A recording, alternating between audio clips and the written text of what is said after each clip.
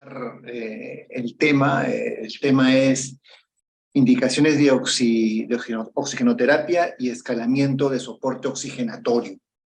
Esta diapositivas, todo esto taller se elaboró inicialmente orientado al COVID, ¿no? Durante la etapa dura de la pandemia, y estaba destinado principalmente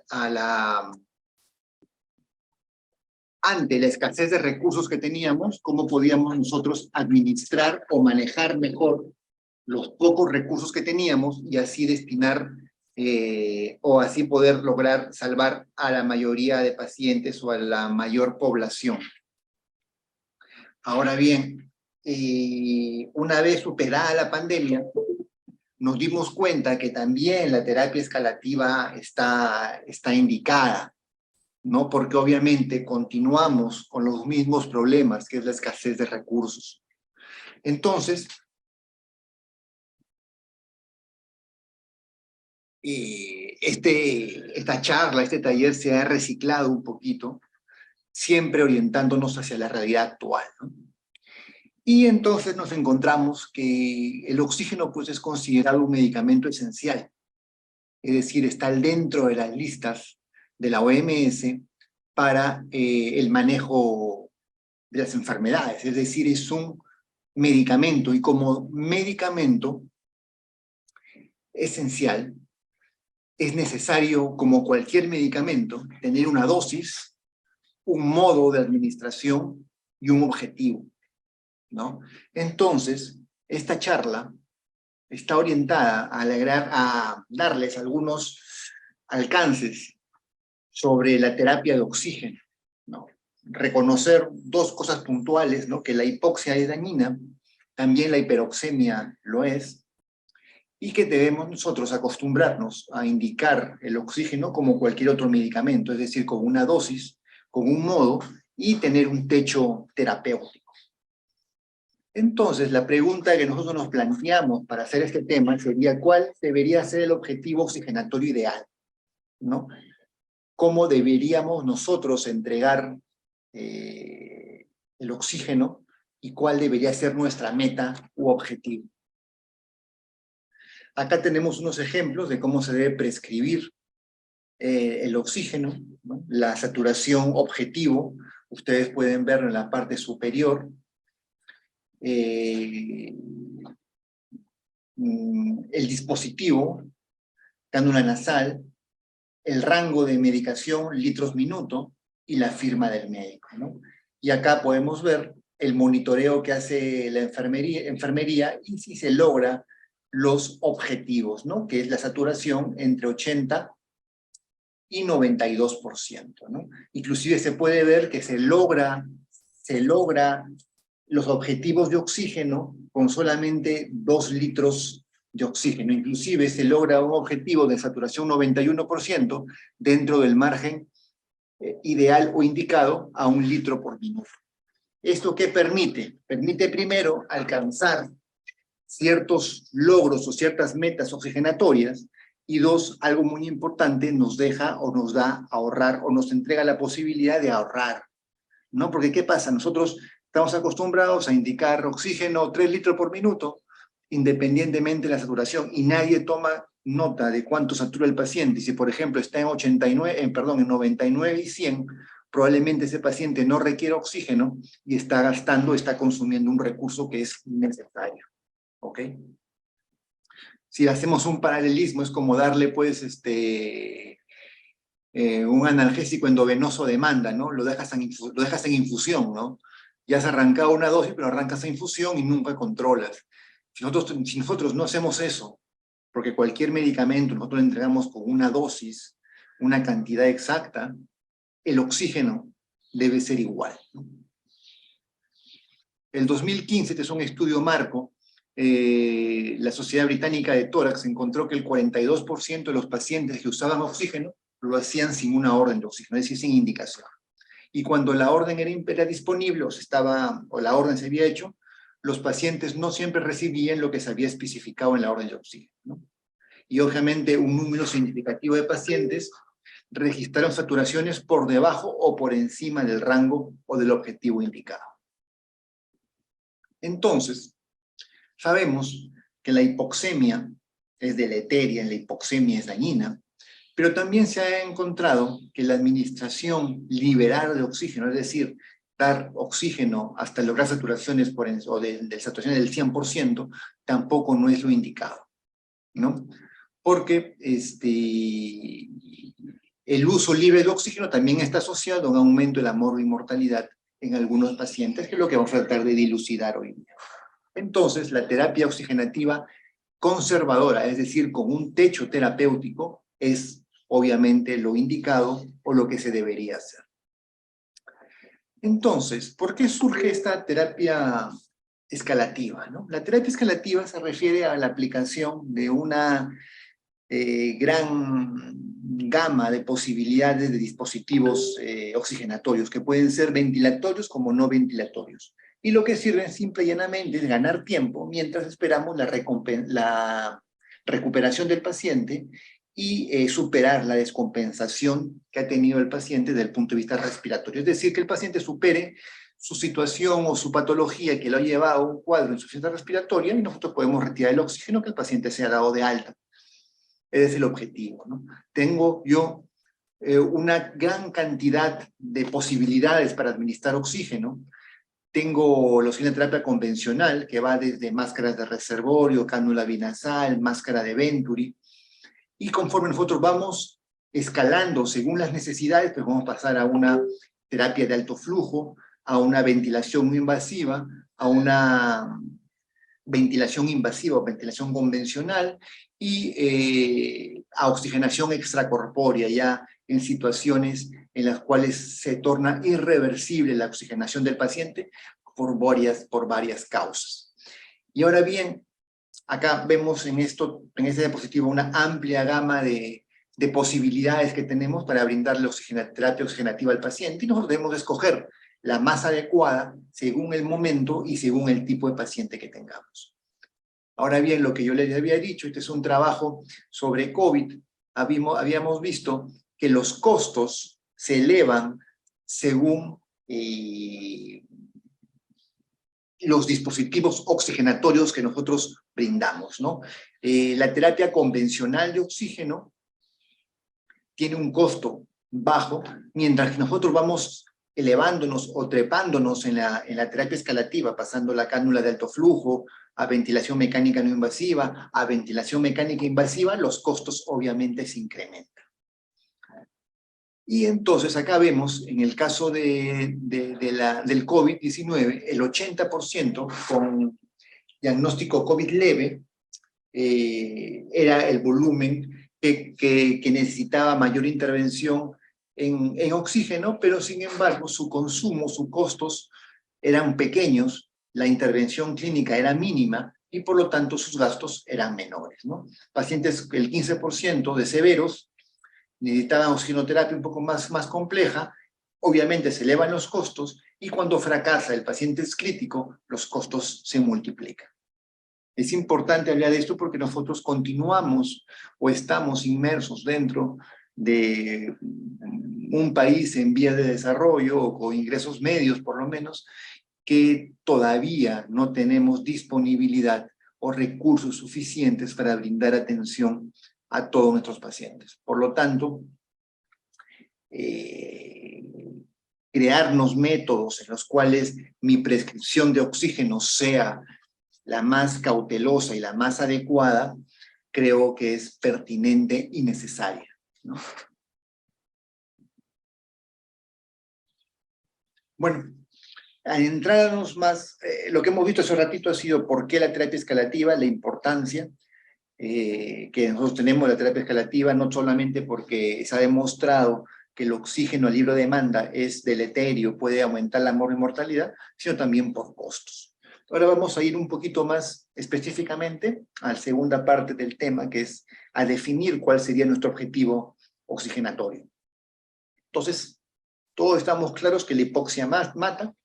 En este trabajo, los pacientes que ingresaron con disnea, las probabilidades de supervivencia disminuían, obviamente, durante los días estuvieron admitidos, ¿no? Los pacientes que no ingresaron con disnea o no tuvieron síntomas respiratorios de disnea, obviamente tuvieron una tasa de sobrevida mucho mayor, ¿no?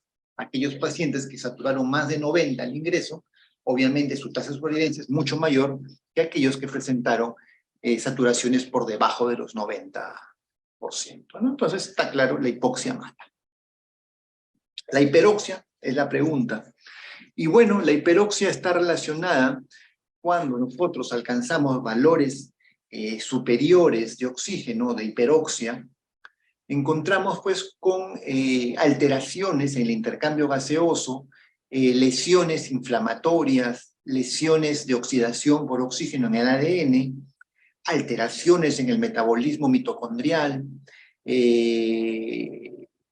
la producción de derivados de óxido nitroso que cambian un poco la circulación endotelial, y lo que estamos viendo es de que hay una alteración en el epitelio bronquial, en la clearance o en la limpieza mucociliar, y lo que nos conlleva a una lesión alveolar difusa, ¿no? Que puede llevarnos a complicaciones en un paciente que está recibiendo superoxia de manera no adecuada, ¿no? La hiperoxia también mata. En este artículo se encontró que la mortalidad en el grupo de estrategias de oxígeno libre, es decir, que el paciente podía tener la saturación por arriba del 96%, estuvo asociada a una disminución de la supervivencia acumulativa. Mientras aquellos pacientes que recibieron un límite de oxígeno, es decir, que no podían saturar más de 96, tuvieron una tasa de supervivencia superior. Es decir, tuvieron menos complicaciones y menos muerte. En una revisión es un poco más nueva, el impacto de la hiperoxia en pacientes críticos, se encontró que la asociación de hiperoxia genera un aumento en la mortalidad en pacientes con postparo cardíaco, en accidente cerebrovascular, TEC y en sepsis severa. Pero obviamente el estudio también refiere o nos comunica que es necesario mayores estudios aleatorios para confirmar estos en los subgrupos, ¿no? Como les digo, esto se ha demostrado parada cardíaco-respiratoria, o sea, en pacientes postparada, accidentes cerebrovasculares, traumatismo encefalocraniano y control de sepsis, ¿no? Pero que sin embargo, a pesar que todavía los estudios pueden generar algún tipo de duda, se recomienda que la terapia oxigenada debe estar destinada a mantener una normoxia, ¿no? Una concentración de oxígeno adecuada en sangre, y vamos a ver más adelante que los valores, cuáles son esos valores objetivos, ahorita lo vamos a ver. Entonces, otro artículo también que concluye que la hiperoxia en pacientes ingresados a UCI conllevaría una mayor mortalidad y siendo más confirmada en los pacientes con postparada cardíaca. Obviamente los estudios reciben críticas porque obviamente los pacientes con parada cardiorrespiratoria son los que tienen una mayor mortalidad. Pero, bueno, los estudios también refieren de que se ha encontrado esa asociación, ¿no? Aquellos pacientes que no manejaban una hiperoxia tenían mayor tasa de supervivencia que los que no, en pocas palabras. La evidencia epidemiológica es cada vez más convincente, los datos de revisión sistemática y estudios de cortes observacionales de uso de oxígeno post-PCR en UCI y en atención de pacientes críticos agudos están llegando a las mismas conclusiones, ¿no? La hiperoxia es consistentemente asociada a una mayor mortalidad. ¿Y cuándo iniciamos entonces oxigenoterapia? Hay un estudio muy famoso, que al final es el que desencadena los estudios correspondientes al COR, en aquellos pacientes con neumonía adquirida en la comunidad que podían ser dados de alta en domicilio. Entonces se encontró que aquellos pacientes que tenían una saturación menor de 92% tenían, en relación a los que no tenían complicaciones, tenían una mayor tasa de complicación, como ser admitidos nuevamente a hospital o una tasa más elevada de mortalidad. Por lo tanto, en respecto o en relación a aquellos pacientes que al momento del alta saturaban más de 92%. Es decir, que se pudo postular que los pacientes, cuando tienen una saturación por debajo del 92%, es razonable iniciar o aumentar la oxigenoterapia, siempre y cuando los pacientes no estén en riesgo de hipercapnia. Entonces, ¿qué sucede? Existe un volumen elevado de pacientes que tienen EPOC o una enfermedad pulmonar crónica que constantemente manejan saturaciones por debajo de 92, sin que el paciente esté con hipoxemia, ¿no? Por lo tanto, siempre los estudios hacen acápite, o las guías hacen acápite, aunque a diferenciar a los pacientes con una saturación por debajo de 92 y que no tengan antecedentes de ser retenedores de CO2. Por el otro lado, si la saturación de oxígeno supera el 96%, es indicado suspender o reducir la oxigenoterapia a manejar valores justamente entre 92 y 96%. Esta es una guía alemana donde el objetivo de la terapia oxigenatoria es una saturación de 92 y 96. Si hay riesgo de hipercapnia, el objetivo de la saturación debe ser pues entre 88 y 92%. Si nos vamos por encima, este paciente debe disminuir su administración de oxígeno, o si está por debajo, obviamente tenemos que ver la manera como se la incrementamos, ¿no? Ahora, acá disculpen, es la ventilación, ¿no? Igual, un paciente que entra a ventilación mecánica, el objetivo también es 92 a 96, y con el paciente sin ventilación, el riesgo también, el margen es de 92 también a 96, y los riesgos de hipercapnia 88 y 92, ¿no? ¿Qué mecanismo diagnóstico tenemos a la mano en la oximetría de pulso, ¿no? La saturación periférica, la saturación percutánea de oxígeno es un indicador fiable del estado de oxigenación. Está avalado por múltiples estudios. La FDA tiene como un estándar, siempre y cuando el oxímetro sea avalado por la FDA, tiene como estándar que la diferencia de la saturación periférica de oxígeno y la saturación arterial de oxígeno no sea una diferencia mayor al 3% para tener una acreditación por la FDA o de venta en Estados Unidos y la Comunidad Europea. Entonces, la oximetría de pulso es confiable, la oximetría de pulso es asequible, es barata, nos permite un monitoreo continuo, no invasivo, no genera dolor, es seguro y fiable y fácil de interpretar. Lamentablemente a veces hay errores en pacientes que están hipotensos o usando vasopresores y tiene o está relacionada a una disminución de la precisión en pacientes con pigmento de piel oscura, no pacientes de color. Entonces la oximetría de pulso es una alternativa útil, viable y funcional para valorar rápidamente la función oxigenatoria de un paciente. Es un recurso que debemos usar, creo que en la pandemia ha sido ampliamente usado y que por lo tanto no se debería, pues, lo debemos mantener, ¿no? Ahora bien, tenemos otro instrumento, los gases arteriales. El gas arterial provee una información útil con respecto a la función ventilatoria. No confundamos oxigenatoria y ventilatoria, ¿ok? Oxigenatoria, creo que en la mañana tenía un taller sobre ventilación, y es importante llevarse esta perlita, ¿no? Una persona puede oxigenar muy bien y sin embargo ventilar mal. Y eso es algo que nos lo da la la prueba de gases arteriales, aunque nos va a dar el pH y el CO2. Creo que el ejemplo quizás más fácil de interpretar es el asma. Llega un paciente con una frecuencia de 40 o de 30, saturando 95%, ¿no? Entonces, ese paciente, saturando 95%, asmático, pero con una frecuencia elevadísima, como de 30 respiraciones por minuto, me está hablando que probablemente tenga una mala dinámica ventilatoria. Y si yo le tomo un AGA a ese paciente, probablemente tenga un pH acidótico o un pH normal con un CO2 normal, pero llama la atención, y eso deberían ustedes también interpretarlo y se ve en la práctica clínica diaria, que un paciente con esa frecuencia pues debería haber barrido el CO2, ¿no? Debería estar con un CO2 en 15 o en 20, con una frecuencia de 30. Pero sin embargo, al tener un CO2 normal y manejar frecuencias tan altas, es probablemente que ese paciente tenga una restricción ventilatoria, es decir, que no esté ventilando adecuadamente. Y la ventilación, vamos a verla en las siguientes diapositivas, nos los da no solamente los gases arteriales, sino algunos exámenes o scores relacionados a la función ventilatoria o al trabajo respiratorio. El problema del gas arterial es que es doloroso, hay o se generan complicaciones en la toma, como hematomas, lesiones vasculares, etc.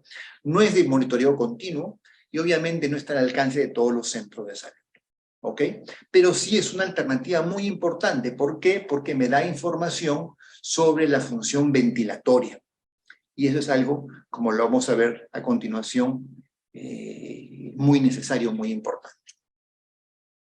Otro instrumento que tenemos es el PAFI.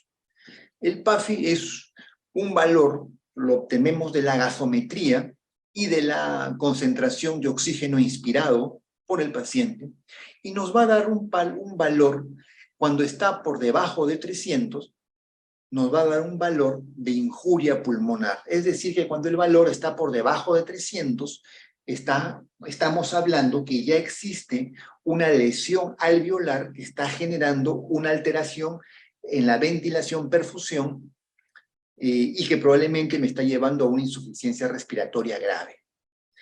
Nosotros hemos acostumbrado a usar el PAFI en ventilación mecánica. Nos hemos acostumbrado a usar el PAFI en distrés respiratorio, en síndrome de distrés respiratorio agudo. Pero vamos a ver que el PAFI también tiene sus aplicaciones dentro de del manejo fuera de la UCI. Y les traigo esta diapositiva.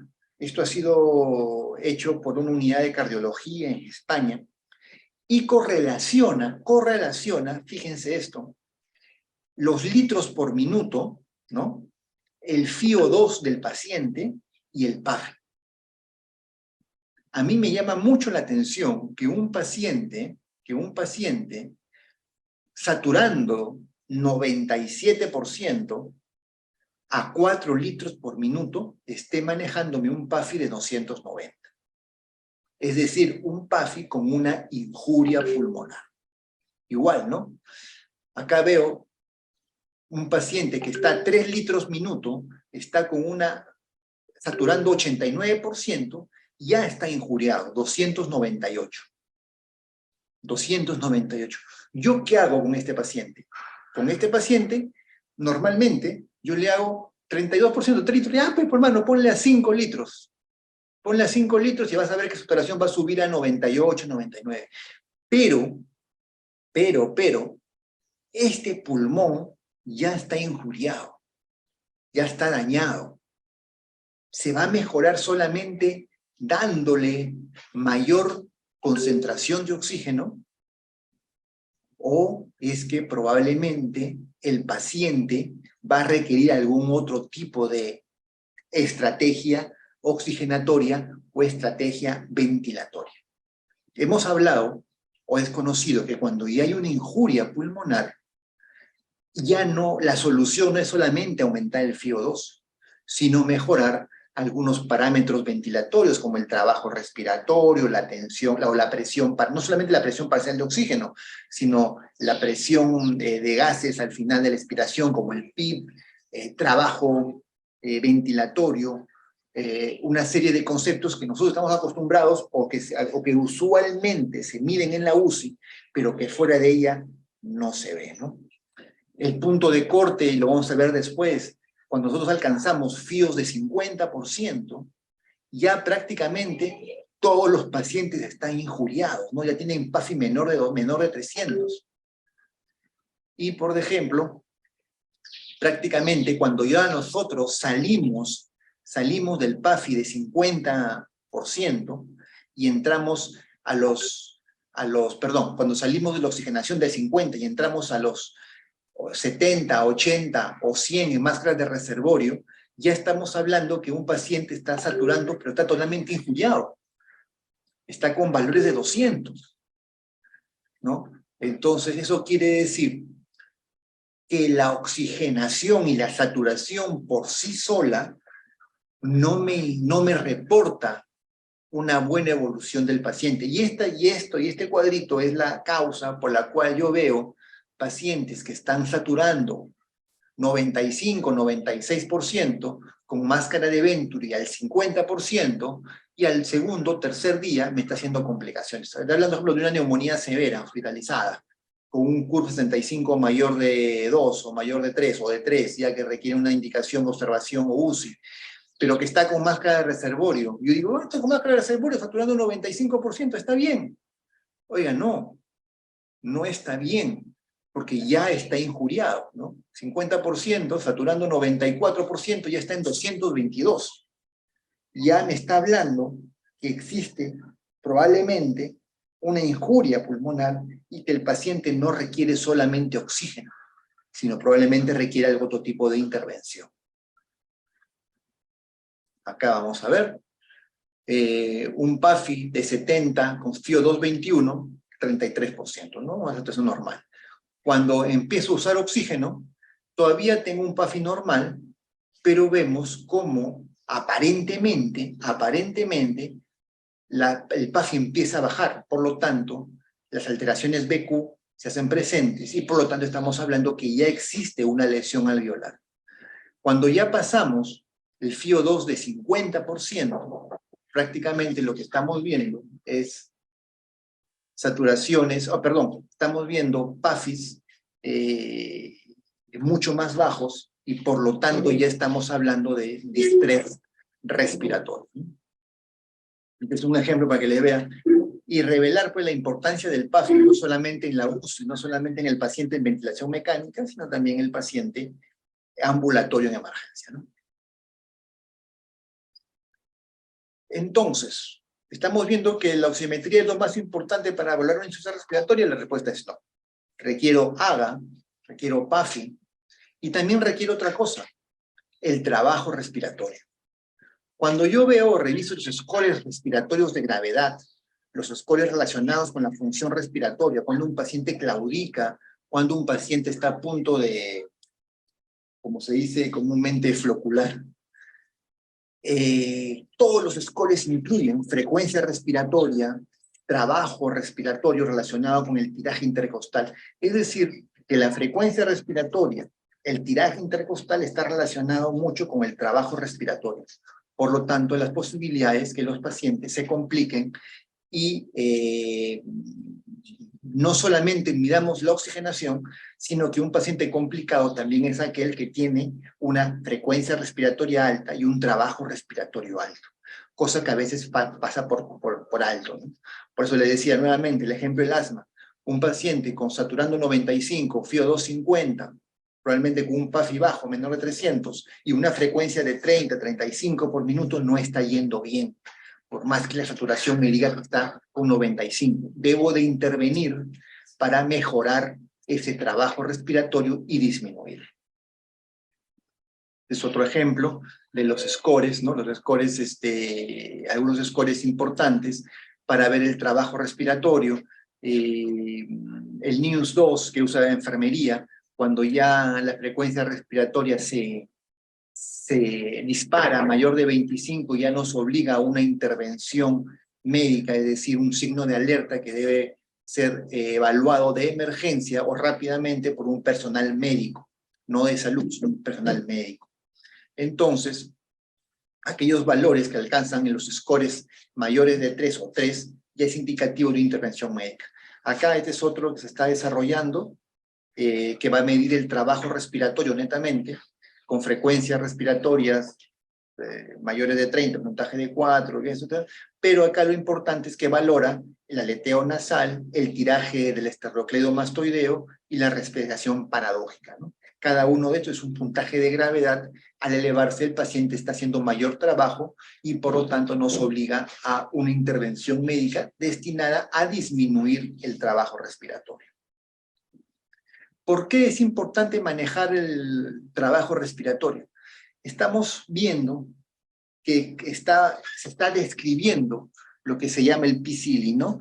La lesión pulmonar autoinfligida.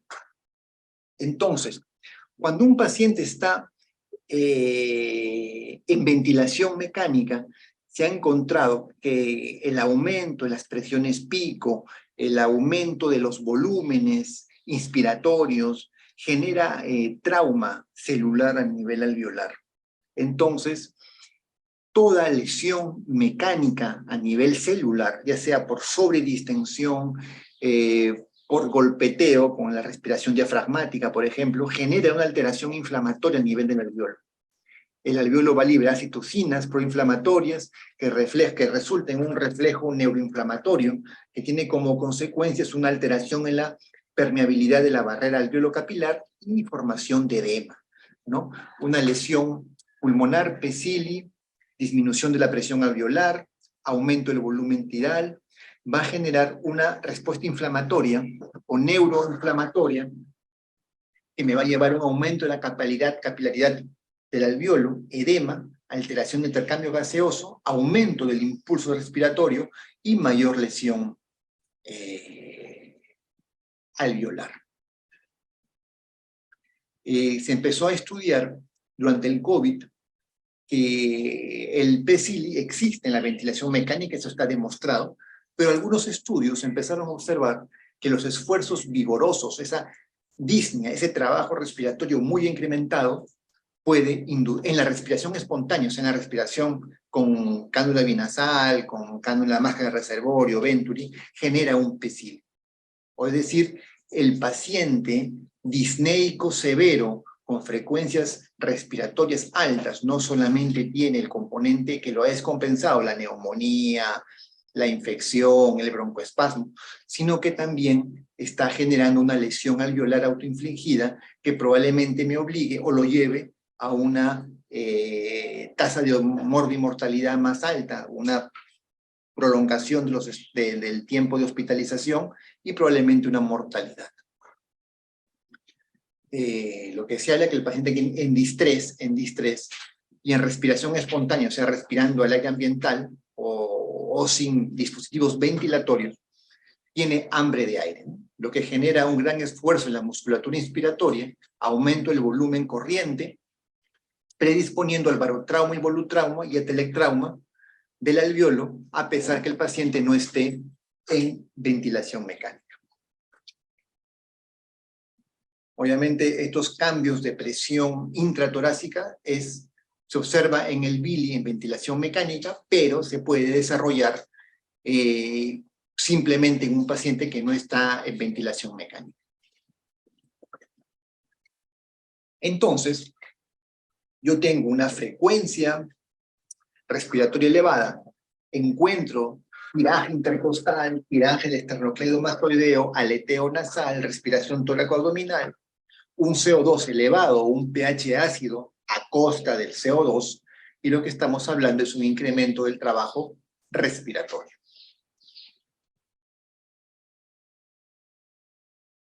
Por lo tanto, este paciente no solamente requiere oxigenoterapia, sino requiere terapia ventilatoria. Entonces, este cuadrito nos puede ayudar un poquito a valorar la insuficiencia respiratoria y ventilatoria. Si algo quiero que se lleven ustedes grabado de esta charla es esto, que no solamente debemos manejar la insuficiencia respiratoria, la oxigenatoria, sino también debemos manejar la insuficiencia ventilatoria. La insuficiencia respiratoria la valoro con la saturación, la ventilación con el trabajo respiratorio. Puedo tener una saturación normal o baja y un trabajo respiratorio normal o alto. Y según los scores, el AGA, las imágenes y los recursos disponibles, pues yo voy a poder intervenir y solucionar estos problemas. Entonces, si yo tengo una insuficiencia respiratoria con un trabajo respiratorio alto y tengo recursos, este paciente es candidato a una ventilación mecánica. Creo que no hay duda, ¿no? Las indicaciones para ventilación mecánica, insuficiencia aguda severa, refractaria, insuficiencia respiratoria tipo 2 hipercápnica, el distrés respiratorio, o sea, una injuria pulmonar por el PAFI, asma o EPOC severos, un tórax inestable, acidosis respiratoria refractaria, obstrucción de vía aérea, apneas, inestabilidad hemodinámica, y aparte protección de vía aérea. Pero, por ejemplo, en esta parte superior, creo que las indicaciones de ventilación mecánica son muy claras y simples, ¿no? Y creo que por todos conocidas. Pero, ¿qué sucede? En la vida diaria, acá no sé por qué no funciona mi gráfico, pero en el trabajo diario yo necesito ventilar. Y comienza el rosario, ¿no? de preguntas. ¿Hay ventilación mecánica? ¿Hay ventilador mecánico disponible? ¿Hay cama en la UCI? ¿Hay enfermera? ¿Hay médico? ¿O hay referencia? Y lamentablemente la ventilación mecánica en nuestro medio todavía continúa siendo un lujo, ¿no? No tengo la capacidad de brindarle oxigenación mecánica a todos los pacientes que lo necesitan, ¿no? Hoy día estaba conversando con el médico de UCI, con el jefe de UCI, y justamente me decía que a pesar de que tenemos un número de camas ocupadas, todas en ventilador, tengo 6 pacientes a la espera de ventilación mecánica que no pueden recibir porque no tengo una cama de UCI disponible. Entonces, aún en nuestro medio, aún cuando ya se solucionó la pandemia, la necesidad de salud, la necesidad de terapia compleja es todavía muy alta, lamentablemente. Entonces, aparecen diversos dispositivos que están dentro de la terapia escalativa. Una de ellas es la cánula de alto flujo, ¿no? La cánula de alto flujo permite otorgar flujos altos de oxígeno asociado a flujos elevados de aire. O sea, puedo llevar a FIOS de hasta 100% y un flujo de oxígeno muy alto. El flujo de oxígeno alto, el volumen de aire alto, me va a dar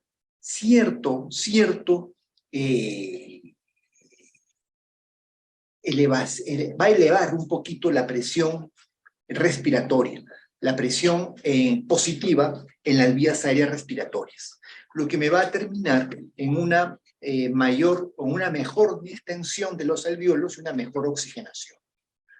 Está demostrado que disminuye el impulso respiratorio, disminuye el trabajo respiratorio y el esfuerzo respiratorio, y brinda mayor confort porque es un dispositivo cómodo, me permite inclusive la pronación temprana, me permite, según el dispositivo que use, me va a permitir comer en el paciente.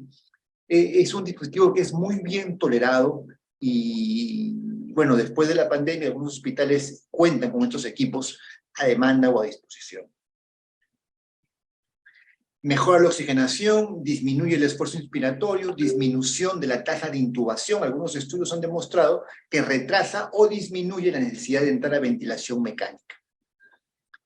Es primera línea para pacientes con hipoxemia persistente y distrés. No está demostrado que en PAFI menores de 200 sea adecuado o funcione. ¿Ok? Puede usarse en PAFI mayores de 200, pero en el PAFI menor de 200 no se ha demostrado que tenga una buena tasa de supervivencia.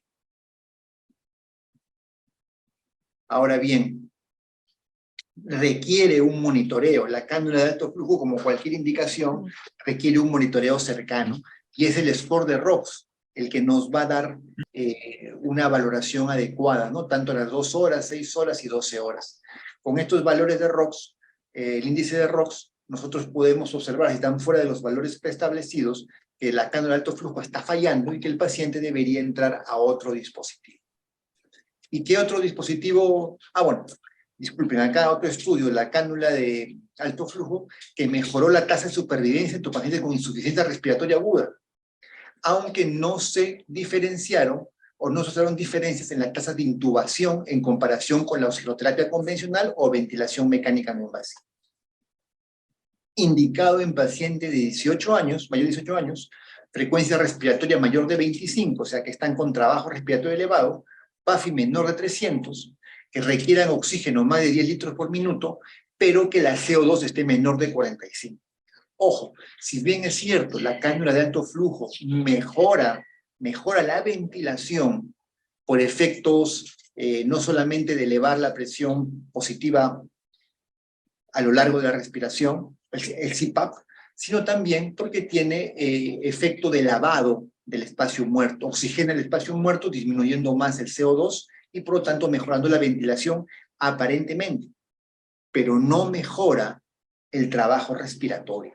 Y eso hay que tener cuidado. Por eso, en este trabajo se encontró que cualquier paciente que tuviera retención de CO2 probablemente va a requerir un dispositivo que netamente mejore la ventilación. ¿Y cuál es ese? La ventilación no invasiva.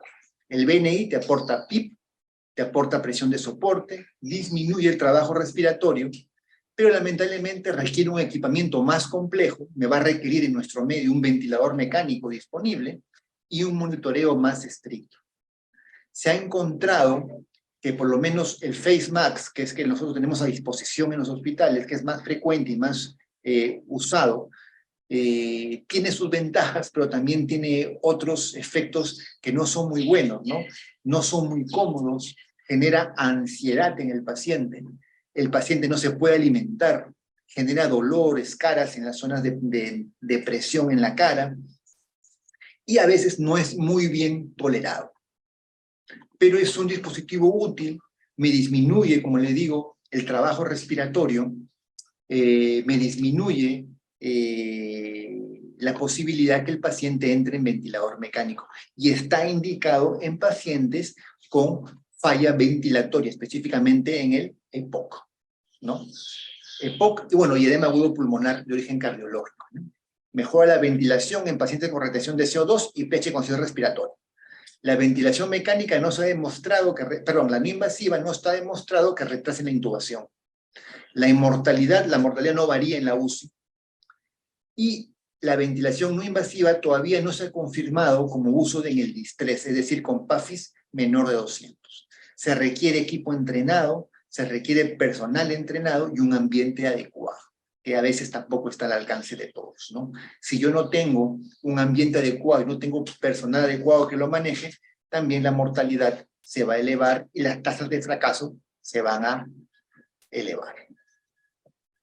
Esto es más o menos un cuadro para ver la saturación, el protocolo de oxigenoterapia, con las metas de oxígeno, cuando no está funcionando, qué cosas tener en cuenta, ¿no? Oxígeno de alto flujo, máscara no invasiva, ventilación mecánica si fracasa, ¿no? Entonces, se ha demostrado que el CAF y el BNI pueden asegurar una buena oxigenación en pacientes con insuficiencia respiratoria. Se ha demostrado que también los dos dispositivos retrasan la intubación, pero no se ha demostrado que la prevenga. Es decir, me sirve para ganar un poquito de tiempo, para que el paciente pueda esperar que una cama de UCI se desocupe, por ejemplo. Obviamente el CAF y el BNI consumen menos recursos que una ventilación mecánica convencional, pero debemos estar atentos que el CAF y el BNI fracasan. ¿Cuándo? Cuando tiene el CAF específicamente valores de ROX alterados, cuando el PAFI menor de 112, probablemente el paciente, los trabajos revisados, las guías, hablan de PAFI menor de 200. Este trabajo se orientó a inclusive un PAFI menor, ¿no? Aquellos PAFI menores de 100, con una lesión injuria grave, no eran candidatos ni CAF ni a BNI. Y tener mucho cuidado, porque si no tengo un buen seteo, no tengo un buen monitoreo de la ventilación no invasiva, el trabajo respiratorio puede aumentar y el paciente puede llevar a hacer una parada cardiorrespiratoria, complicar su fallecimiento.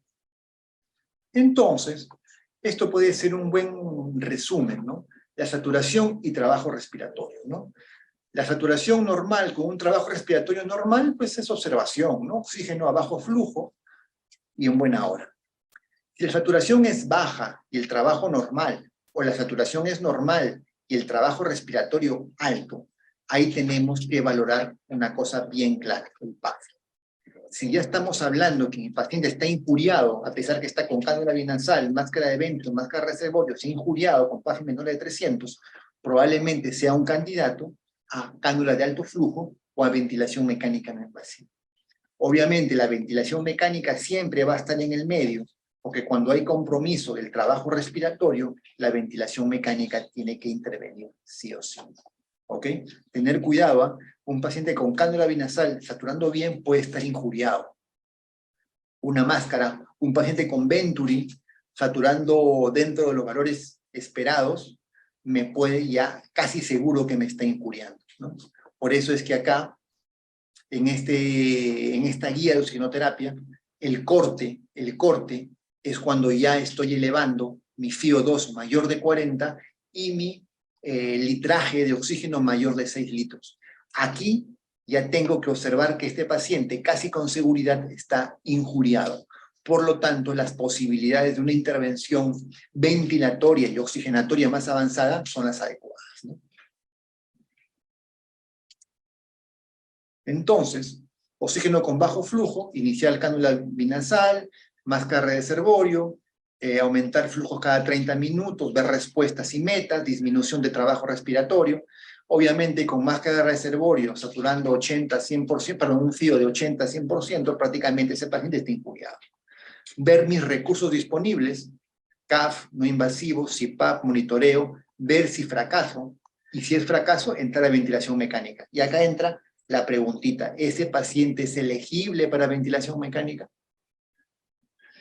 Les traigo esto. Esto fue usado en nuestros protocolos de manejo en pandemia, ¿no? Donde ustedes saben, la exagerada demanda de pacientes con insuficiencia respiratoria que requerían UCI, ventilación mecánica, la demanda era tan alta y nuestra oferta tan pobre que nosotros teníamos que escoger a los pacientes. Lamentablemente fue una situación muy grave, creo que todos nos hemos tocado por esta situación, todos hemos tenido amigos o familiares que han requerido UCI, pero no se les ha podido dar, simple y llanamente porque se priorizaba a aquellos pacientes más jóvenes y mayor capacidad. Entonces, la escala de fragilidad es una escala que me permite valorar aquellos pacientes quizás más añosos o con enfermedades asociadas graves, cuáles aquellos que se van a beneficiar con ventilación mecánica, ¿no? Y esto es algo que ante una situación de demanda, ¿no? En caso de pandemia, con recursos escasos y alta demanda, tenemos que optimizar. Y por lo menos, no digo, debemos de discutirlo, debemos de conversarlo, ¿no? Siempre, este paciente se va a beneficiar entrando a un ventilador mecánico, ¿vamos a obtener algo con una ventilación mecánica o no? Porque en unas situaciones como la nuestra, de recursos pobres, de bajos número de hospitales, bajas camas de UCI, la terapia escalativa y la administración de los recursos es lo más adecuado. Bueno, eso sería todo con terapia escalativa. No sé si hay una pregunta o comentario, por favor, de parte del público.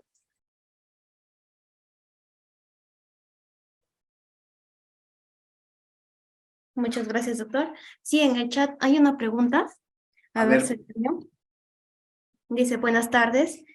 El doctor John Elvis comenta, ¿la medición de saturación y de los diversos parámetros del monitor no son en tiempo real? Ya, les había mencionado la situación de que la saturación es un monitoreo continuo en tiempo real. La frecuencia respiratoria también, pero a veces nosotros no hacemos caso mucho de la frecuencia respiratoria del monitor. Ahí el acápite estaba orientado a que el AGA me da una función ventilatoria o me da una capacidad de monitoreo ventilatorio, pero no lo puedo hacer a tiempo real. El AGA específicamente no se hace a tiempo real. Es decir, no tengo un monitoreo continuo de la función ventilatoria del pH y del CO2, por ejemplo. Obviamente puedo tener un capnógrafo, pero a veces los capnógrafos están relacionados con un paciente que esté con ventilación mecánica o con un tubo endotraqueal. No tenemos al alcance, o todavía la tecnología no está muy avanzada para tener capnógrafos periféricos. Ahora bien, ¿qué sucede? A veces nos quedamos solamente en la saturación y no vemos la terapia respiratoria. No vemos el trabajo respiratorio, no veo el tiraje, no examino al paciente, ¿no? Muchos de los scores que se han planteado acá obligan una intervención manual. El médico debe examinar colocando las manos sobre el esternocleidomastoideo y observando la contractibilidad del músculo en caso de tiraje, o debe colocarse la mano en el abdomen para ver la contractibilidad de los músculos abdominales en caso de un tiraje tóraco-abdominal. Entonces, lo que estamos viendo en la práctica clínica es que lamentablemente nosotros no valoramos la ventilación, ¿no? La frecuencia respiratoria, salvo sea algo muy exagerado, pues no se toma en cuenta, ¿no? Y creemos que la frecuencia respiratoria se va a aliviar solamente con oxigenoterapia, ¿no?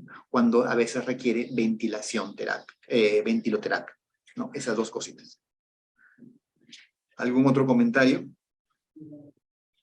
Ok, muchas gracias, doctor Augusto Cruz. A ver, vamos a ver si hay otro comentario. En el caso de... No hay más comentarios, o si alguien desea poder levantar la manito para poderles accederles el micrófono, o en todo caso, doctor, pasamos a ver, acá hay una mano levantada. Buenas Sí, por favor. tardes. Buenas tardes, doctor. Gracias por la excelente clase que nos ha permitido esta tarde tener.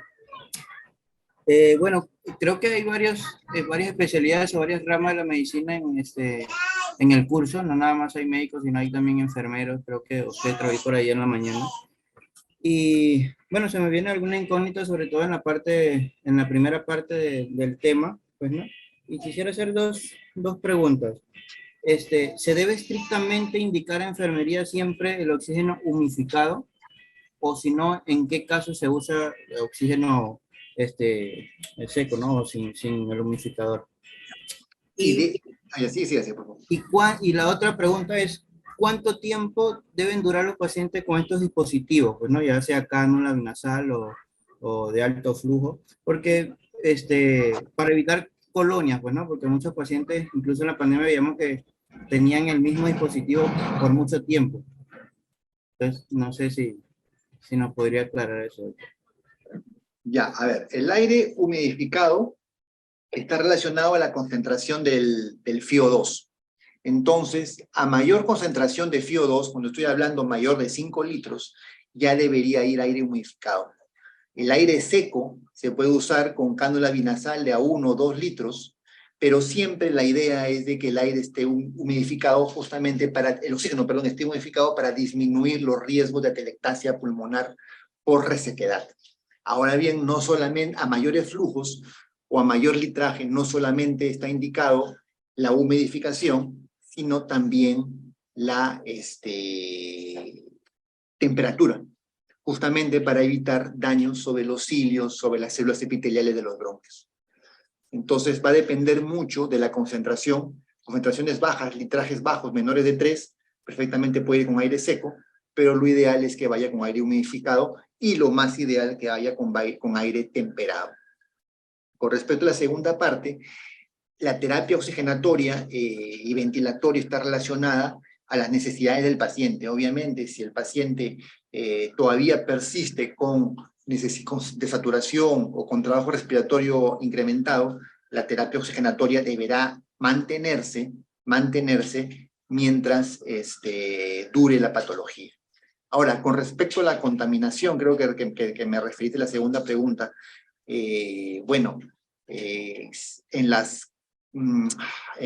Algunos estudios que hablaban de que de 3 a 5 días los humidificadores se contaminan, ¿no? A partir del tercero, algunos automáticos, a partir del quinto día, las contaminaciones comienzan a nivel de los dispositivos humidificatorios, ¿no?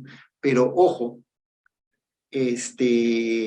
la mayor causa de contaminación intrahospitalaria de neumonía sigue siendo la diseminación hematógena. O sea, las neumonías intrahospitalarias están asociadas a la diseminación hematógena, más que a los contagios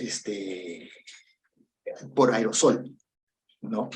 Entonces, está relacionado con colocación de dispositivos venosos periféricos, con punciones, con manipuleo o, ¿cómo decir?, atender al paciente sin lavarse las manos, etcétera, ¿no? Eso está más asociado a todas las patologías intrahospitalarias, ¿no? Todavía la contaminación por los dispositivos de oxígeno no está bien clara. La principal causa de contaminación intrahospitalaria es mano a mano, ¿no? O sea, la contaminación que trae el personal de salud, ¿no?